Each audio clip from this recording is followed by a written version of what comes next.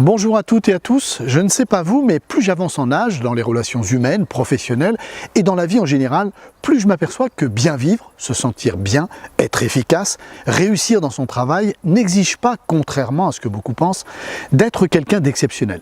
Comme nous l'enseigne la philosophie chinoise du yin et du yang, tout serait lié à la double nature des choses, comme le bien et le mal, le clair et l'obscur, le positif et le négatif. Le symbole du yin et du yang, l'univers, serait constitué de deux forces opposées mais complémentaires. Vous voyez où je veux en venir? Allez, on voit ça tout de suite après cette courte annonce. La vidéo de Mandataire Imo vous est présentée par Geste Mandataire. Geste Mandataire, l'outil de votre performance créé par des mandataires pour des mandataires. Dans notre métier, comme dans notre vie, le bon et le mauvais se côtoient, le positif et le négatif, le clair et l'obscur, la facilité et la difficulté. À votre avis, dans le symbole yin et yang, la partie obscure est-elle plus importante que la partie claire? Non, bien sûr. Alors extrapolons.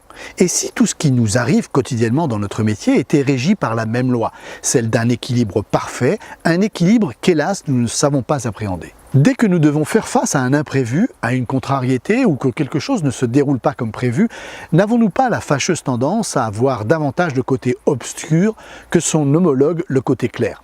N'oublions-nous pas trop vite tous les bons côtés de notre métier, les avantages qu'il nous offre, les affaires heureuses conclues précédemment?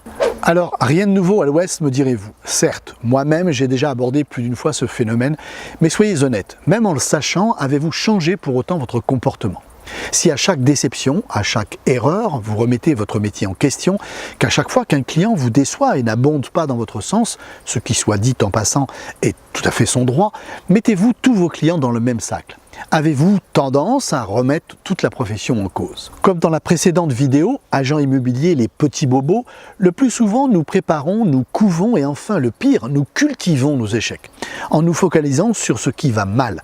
Chaque fois que la partie obscure pointe le bout de son nez, c'est comme si nous étions happés par elle. Un genre de trou noir, cycle dont il est très difficile de sortir. Par exemple, un client refuse la baisse de prix que vous lui suggérez.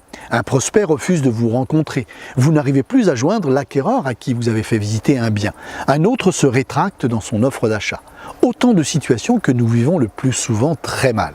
Bien sûr que ce genre de situation n'est jamais agréable, mais devons-nous pour autant tout remettre en question?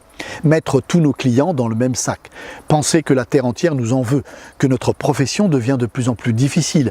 Que vous ne supportez plus le comportement des uns et des autres? Hey, n'allez pas trop vite, j'ai une bonne et une mauvaise nouvelle pour vous.